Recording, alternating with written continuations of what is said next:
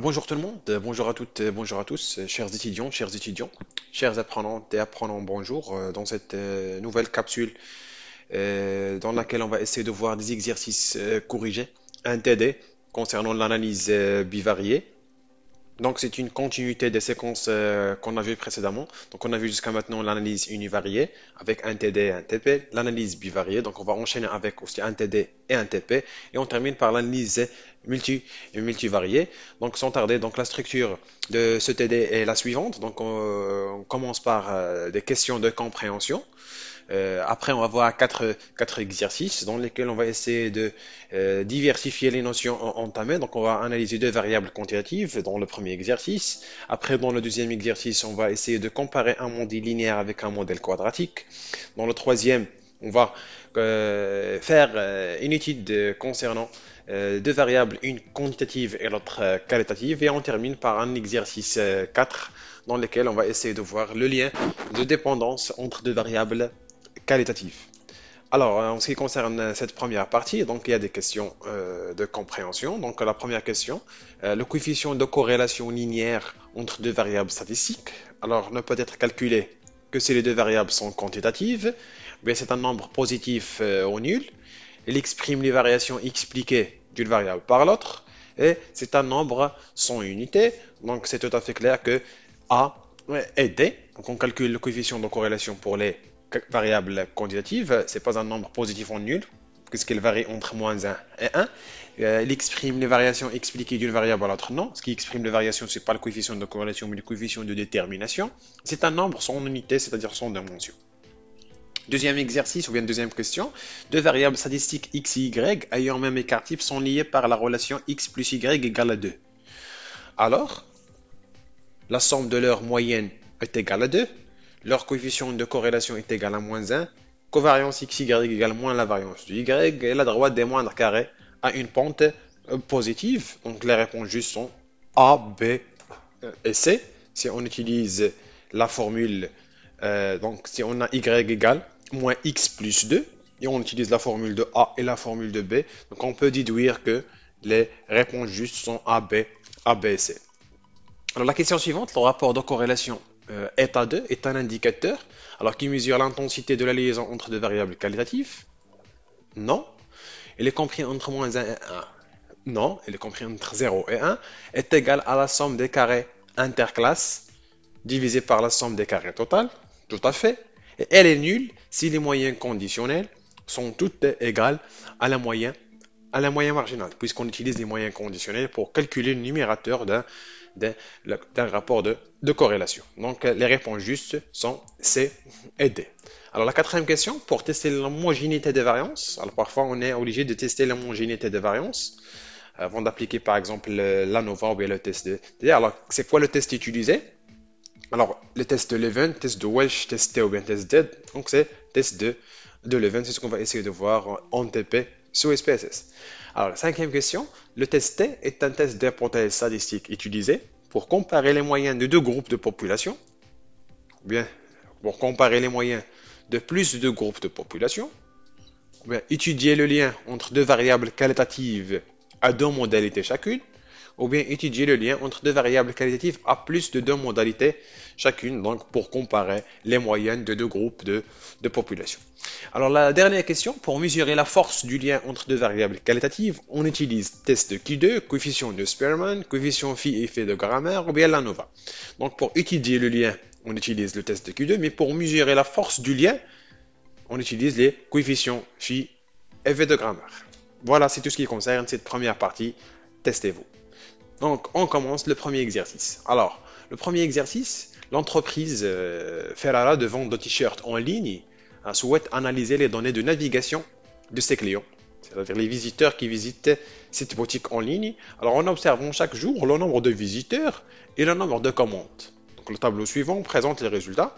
Donc, on a chaque jour, par exemple, le premier jour, le nombre de visiteurs est 10, le nombre de commandes 5, deuxième jour, troisième, et ainsi de suite. Un ensemble de questions. Donc la première question, présenter le nuage de points associés. Alors c'est simple, on va présenter un nuage de points associés en mettant d'un X l'axe des abscisses, nombre de visiteurs, dans l'axe des ordonnées, nombre de commandes. Calculer le barycentre, c'est le point moyen de cette série. Calculer la covariance nombre visiteur, nombre commande et interpréter le résultat. Calculer le coefficient de corrélation et déduire l'intensité de corrélation entre les deux variables. Déterminer l'équation de la droite de régression linéaire y égale ax plus b, c'est-à-dire déterminer a et déterminer b. Et le gérant fixe un objectif de recevoir 30 commandes par jour. Donc, on vous demande d'estimer le nombre de visiteurs nécessaires permettant au gérant d'atteindre son objectif qui est 30 commandes par jour. Donc, alors sans tarder, voilà la première question. Donc, le liège de points associés, donc c'est simple, mais dans l'axe des abscisses, le nombre de visiteurs, et dans l'axe des ordonnées, le nombre de commandes. Par exemple, le premier point, 10, 5, deuxième point, 11, 6, et ainsi de suite. Donc, voilà le nuage de points associés. Après, calculer le point moyen de cette série. Alors, c'est quoi le point moyen? C'est tout simplement la moyenne de x et la moyenne de y. Donc, on fait la somme des xi divisé par 1, 2, 3, 4, 5, 6. Et la même chose pour la moyenne des y. On trouve le point moyen de cette série x bar, y bar, 14, 9. C'est-à-dire en moyenne 14 visites et en moyenne 9 commandes.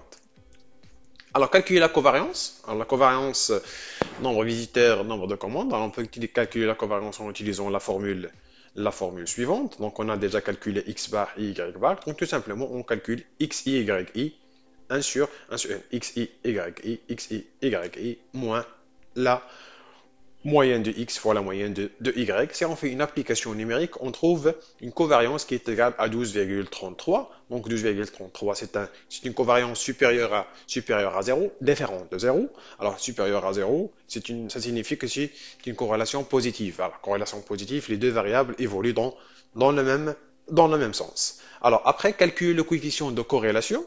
Donc, si le covariance nous indique s'il y a un lien entre les deux variables, alors le coefficient de corrélation nous indique c'est l'intensité du lien entre les deux variables. Donc, on va calculer le coefficient de corrélation et déduire l'intensité de corrélation. Donc, le coefficient de corrélation est calculé en utilisant la formule suivante. C'est la covariance XY divisé par l'écart type de x fois l'écart type de y. On a déjà calculé la covariance. Donc, ce qui reste à faire, c'est calculer l'écart type du x et l'écart type du y en utilisant la formule de la variance, puisqu'un écart type est égal à racine carrée de la variance. Et la formule de la variance est la suivante. Donc, on a calculé autant de variance dans les capsules précédentes. Donc, on trouve comme résultat l'écart type de x est égal à 3,42 et l'écart type d'y 3,65. Si on fait une application numérique, on trouve que le coefficient de corrélation est égal à 0,98. Alors, 0,98, c'est un coefficient de corrélation qui est proche de 1. Donc, c'est une corrélation positive forte entre le nombre de visiteurs et le nombre de commandes. Alors, déterminer l'équation de la droite de régression y égale ax plus b. Donc, en utilisant la méthode des nombres carrés, on sait que a est égal à la covariance xy divisé par la variance de x. ib est égal à la moyenne de y moins a fois la moyenne de x. Donc, on a calculé la moyenne de x, la variance de x, la moyenne de y à la variance de y, plus la covariance. Donc, on applique la formule et on trouve que la droite de régression égale y égale 1,06x moins 5,8. Alors, le gérant fixe un objectif de recevoir 30 commandes par jour, estimer le nombre de visiteurs nécessaires permettant au gérant d'atteindre son objectif. Donc, on remplace y par 30 et on calcule x. Donc, pour avoir un nombre journalier de 30 commandes, le nombre de visiteurs estimé est de 34. Voilà, c'est un exercice simple permettant de comprendre le coefficient de corrélation, un nuage de points, les droites de régression, comment se calcule, etc. Alors, comme deuxième exercice, alors soit les données hebdomadaires suivantes relatives à des souscriptions de contrats d'abonnement de juin à fin août 2022. Donc, on a des données hebdomadaires concernant chaque semaine. Alors, la première semaine, deuxième, troisième, on a le nombre de contrats. Alors, calculer le taux hebdomadaire moyenne de croissance du nombre de contrats. Alors, on cherche à calculer le taux hebdomadaire moyenne de croissance du nombre de contrats. Après, on va modéliser cette série par le modèle linéaire y égale à x plus b. Calculer les coefficients de modèle par la méthode de calculer a et calculer b. Déterminer la part de variation de y non expliquée par le modèle linéaire. Lorsqu'on parle de part de variation, on parle de coefficient de détermination. On modélise cette fois par le modèle quadratique. y égale ax au carré plus b. On va demander de recalculer le coefficient de modèle par la méthode des moindres carrés et déterminer la part des variations de y non expliquées par le modèle. Et pour quel modèle optez-vous? Alors, c'est quoi le modèle favorable à choisir qui modélise le mieux cette série? Justifie la réponse. Donc, on commence par la première question. Calculer le taux hebdomadaire moyenne de croissance du nombre de contrats. Alors, on utilise la formule suivante. Donc, le taux de croissance moyenne. Donc, on utilise le moyen géométrique. Donc, 1 plus g à la puissance 11, puisqu'on a 11 périodes. 1, 2, 3, 4, 5, 6, 7, 8, 9, 10 et 11. Donc, est égal à quoi? Est égal à 339 divisé par 117 qui est égal à 2,9. Si on fait racine onzième et on fait les calculs, on trouve que le taux hebdomadaire moyen de croissance du nombre de contrats est égal à 10%. C'est-à-dire le taux de croissance chaque semaine est égal à 10%. Alors, on modélise la série par le modèle linéaire y égale à x plus b. Calcule le coefficient de modèle par la méthode des nombres carrés. Donc on trouve A, si on fait l'application numérique simple, A est égal à 16,52, B est égal à 98,5 et R est égal à 0 comme coefficient 0,9 comme coefficient de corrélation. Donc déterminer la part de variation de Y non expliquée par le modèle linéaire. Pour déterminer la part de variation Y non expliquée par le modèle linéaire, donc il faut calculer le coefficient de détermination qui est égal au coefficient de corrélation à la puissance 2, ou bien part de variation de Y non expliquée par le modèle linéaire, c'est 1 moins le coefficient de corrélation au carré, donc 1 moins 0,81 est égal à 19%. Alors, maintenant, on modélise cette série par un modèle quadratique, ax au carré, plus b. Donc, on a mis x au carré. Donc, 1, c'est 4, 9, 16, 25, c'est x au carré. On va calculer par le même principe, la même méthode, a, b et le coefficient de corrélation. Voilà les résultats. Donc, déterminer la part de variation de y non expliquée par le modèle, c'est pas linéaire, mais par le modèle quadratique. Donc la part de variation de y non expliquée par le modèle quadratique. Alors 1 est égal à r au carré est égal à 12%.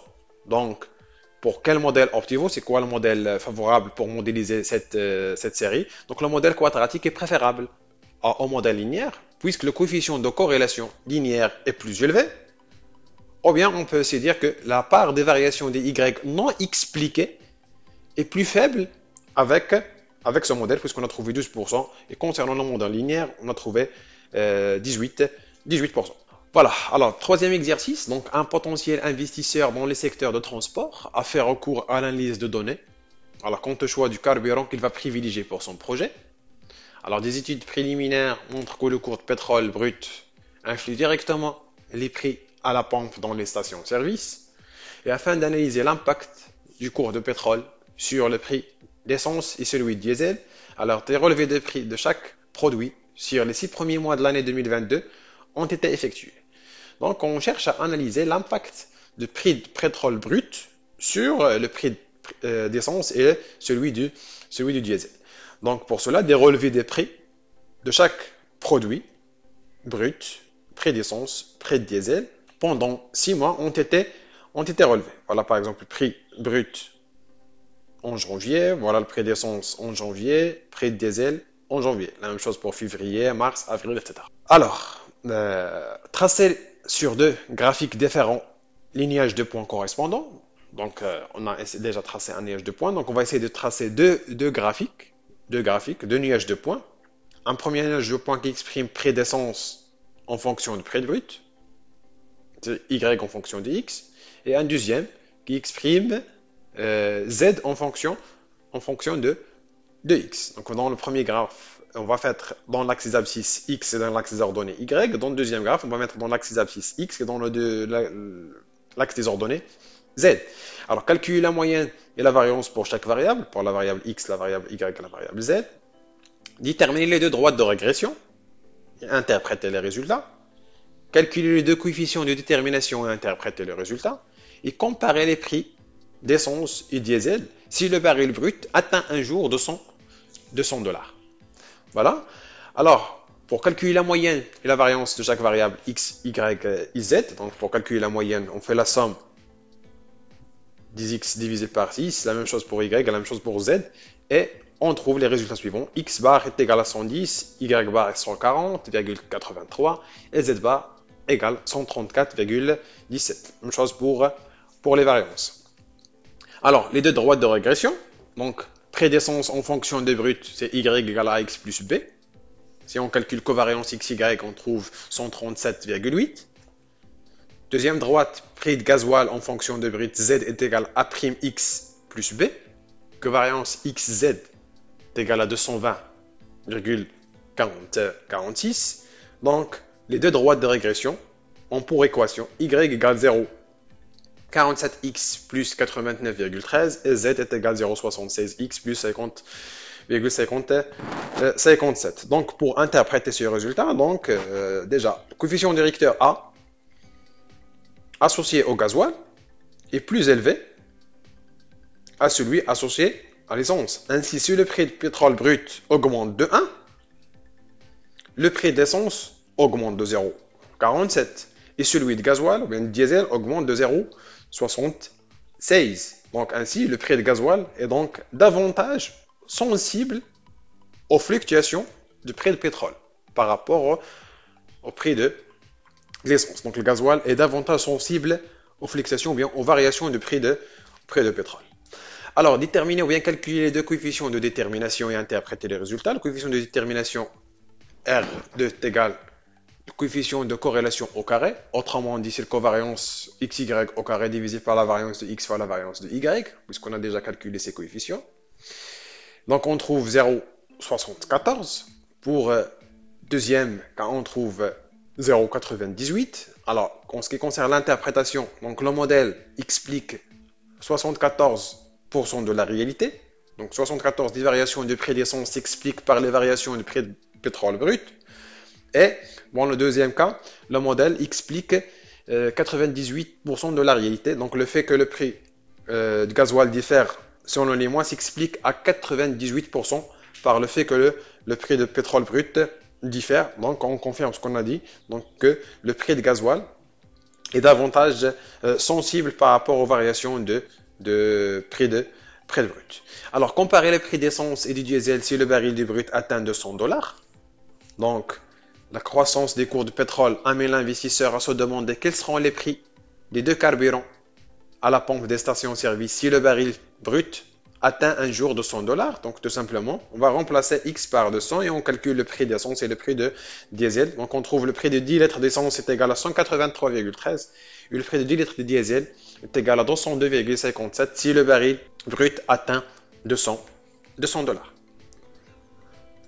Alors, voilà, on passe à l'exercice 4. Alors, dans le cadre d'une étude mettant le lien entre la mention baccalauréat et le premier salaire obtenu après avoir terminé les études supérieures, en milliers. Donc le tableau suivant présente les résultats d'une enquête faite auprès d'un échantillon de 1000 bacheliers.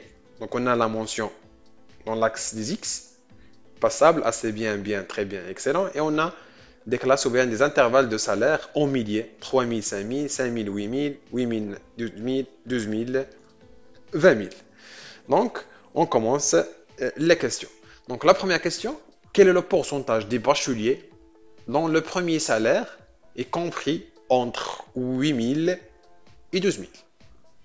Le pourcentage, qui dit pourcentage de fréquence, donc le pourcentage des bacheliers dans le salaire, donc on s'intéresse à cette colonne. Le pourcentage des bacheliers dans le premier salaire est compris entre 8000 et 12 000, c'est 134 divisé par l'effectif total qui est égal à 13,4%. Alors, quel est le pourcentage des bacheliers passables ayant un premier salaire compris entre 8000 et 12 000. Donc, on procède de la même manière. On s'intéresse aux bacheliers passables ayant comme premier salaire 8000, 12 000. Donc, c'est 40 divisé par 1000. Ça fait 4%. Alors, parmi les bacheliers excellents, quel est le pourcentage d'avoir un premier salaire compris entre 12 000 et 20 000 parmi les bacheliers excellents?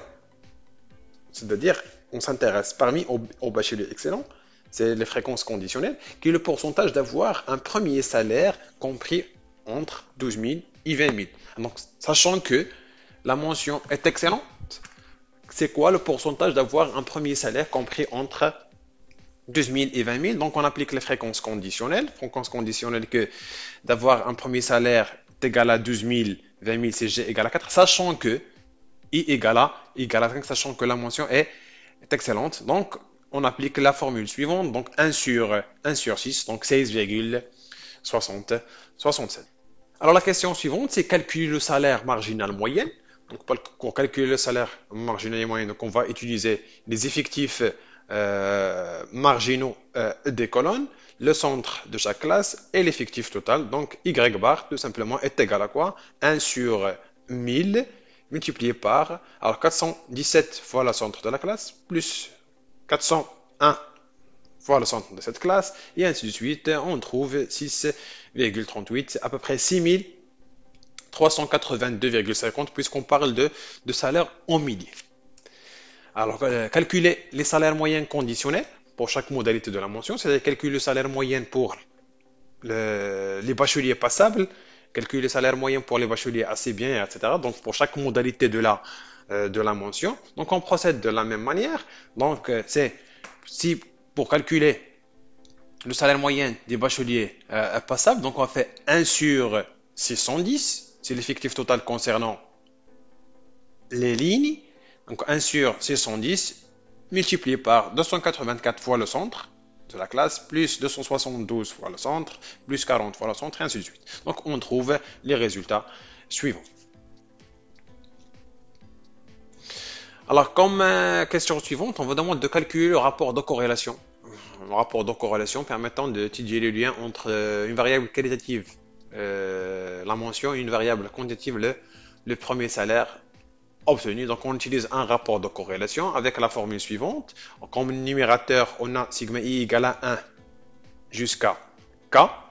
I égale à 1 jusqu'à k, c'est i égale à 1 jusqu'à k. K, c'est, dans ce cas, est égal à 5, le nombre de mentions. Ni point, ce sont les effectifs marginaux des lignes. Yi bar, c'est moyen conditionnel concernant chaque modalité de la variable qualitative, moins y bar, c'est moyen marginal, le tout à la puissance carrée, divisé par g est égal à 1 jusqu'à L. G, c'est le nombre d'intervalles concernant le salaire, donc g égale à 1 jusqu'à 4. N.G, c'est les effectifs marginaux concernant chaque colonne, divisé par les valeurs I, Y, G moins Y bar, le tout à la puissance carrée. Donc on commence par le numérateur. Après, on calcule le dénominateur et on applique la formule pour trouver le rapport de corrélation. Donc, si on applique, voilà, NI point, voilà, N1 point, N2 point, N3 point, N4 point, N5 point, Y1 conditionnel, voilà les moyens conditionnels, et voilà le moyen marginal. Donc, qu'est-ce qu'on fait? Alors, 610 multiplié par 5,78 moins la moyenne marginale, plus 250 multiplié par 6,29 moins le moyen marginal, et ainsi de suite. En ce qui concerne le dénominateur, donc on a les moyens marginaux concernant ou bien les effectifs marginaux concernant chaque colonne, on a la moyenne marginale, et YG, c'est tout simplement quoi? YG, c'est le centre de chaque classe. Donc, N.G, c'est 417, multiplié par YG, c'est 4, centre de la classe, moins moyen marginal, le tout à la puissance carrée, plus 401, multiplié par le centre de la classe, moins moyen marginal, plus 134, multiplié par le centre de la classe, moins à la puissance carrée, et ainsi de suite. Donc si on applique la formule, on trouve un rapport de corrélation qui est égal à 0,17, donc 0,17, c'est à peu près proche de 0. Donc, on ne peut pas juger l'existence d'un lien entre la mention et le premier salaire d'après l'échantillon choisi, bien sûr. Alors, on passe à un dernier exercice, 5, dans lequel on va essayer d'analyser deux variables qualitatives, donc afin d'étudier le lien de dépendance entre le sexe des étudiants féminin et masculin et le niveau d'études atteint, licence, master, doctoral, et dans les suivantes, issues d'un échantillon aléatoire de 1367 diplômés d'université, alors se présente sous le tableau suivant. Donc on a en axe X les féminins masculins, c'est le sexe, et niveau d'études, licence, master et doctorat. L'effectif total est 1367. Alors, étudier le lien de dépendance entre le sexe et le niveau d'études avec une probabilité d'erreur associée au rejet de H0 dans l'hypothèse nulle qui est égale à 5% et interpréter le résultat. Donc, pour étudier le lien de dépendance entre le sexe et le niveau d'études, donc ce sont deux variables qualitatives, donc on va utiliser le test de Q2 et par la suite, on va interpréter les résultats. Donc, pour appliquer le test de Q2, donc on utilise les effectifs théoriques et on calcule la distance entre les effectifs théoriques et les effectifs observés. Et par la suite, on utilise ou bien on calcule la valeur de Q2 qu'on compare avec une valeur de Q2 critique ou bien une valeur de Q2 de référence qui se trouve dans la table de la loi de Q2. Donc la première des choses, c'est les hypothèses. Donc on commence par l'hypothèse nulle et son alternative. Donc le sexe et le niveau d'études ne sont pas liés. On suppose dans H0 que le sexe et le niveau d'études, les deux variables ne sont pas liées. L'hypothèse alternative, c'est qu'il existe un lien de dépendance entre le sexe et le niveau d'études. Alors dans ce tableau, on a essayé tout simplement de calculer les totaux, les effectifs marginaux des lignes et les effectifs marginaux des colonnes. Alors l'étape suivante, c'est quoi? C'est calculer les effectifs théoriques. Alors pour calculer les effectifs théoriques, on utilise les effectifs marginaux. Alors les effectifs théoriques, 537,16 est obtenu comment? Donc on fait l'effectif marginal de la ligne, c'est 700, fois l'effectif marginal de la colonne, 1049, divisé par l'effectif total. On trouve la valeur suivante. Par exemple, pour trouver 16,10, c'est 667 fois 33 divisé par l'effectif total.